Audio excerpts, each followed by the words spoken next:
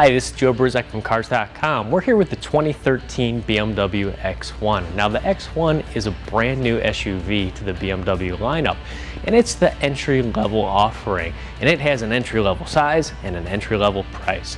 But you can't really think of the X1 as purely an SUV, as it's more of a large hatchback, and that has its pros and cons. The X1 is smaller than the X3 in almost every dimension, and that makes it extremely easy to drive and very nimble to get around. The turning radius is also shorter. The X1's small exterior size is less noticeable on the inside, especially up front where I have plenty of room. There's good leg room. I'm about 6 feet tall, and it's very comfortable, very nicely sized. I have plenty of headroom as well. Where the X1 small size shows up is in the back, in the rear seat room as well as the cargo room.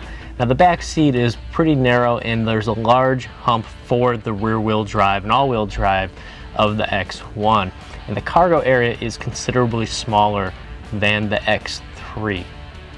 One of the ways the X1 shows that it is the least expensive, the smallest and the most hatchback-like, is the rear cargo liftgate. You cannot get a power liftgate on the X1, you can on the X3. If you look around this particular X1, you'll see some M badges.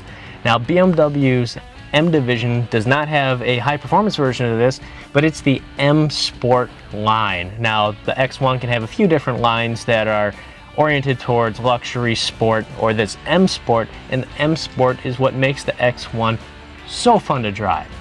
The X1 comes in a few different flavors. You can get the 4-cylinder, a 6-cylinder, rear-wheel drive, or all-wheel drive.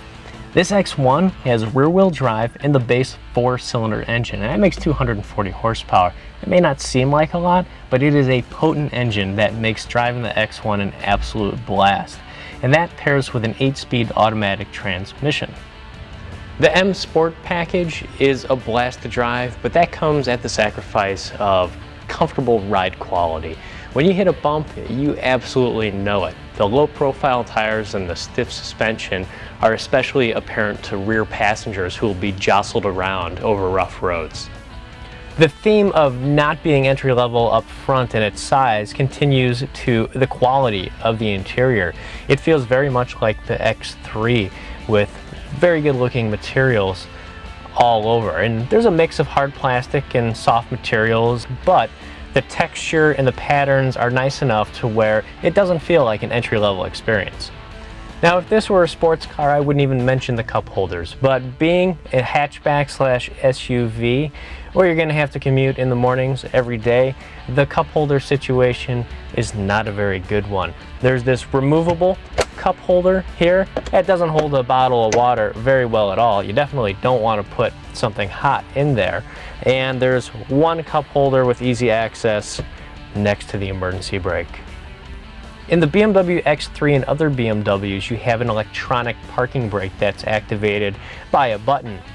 You kind of get the entry-level feel in the X1 because it has this handbrake instead of the electronic one. I actually prefer the handbrake, but in a lot of premium SUVs, you're seeing the electronic one take over. The X1 may be a hodgepodge of SUV and hatchback, but its price and gas mileage lean more towards the hatchback side.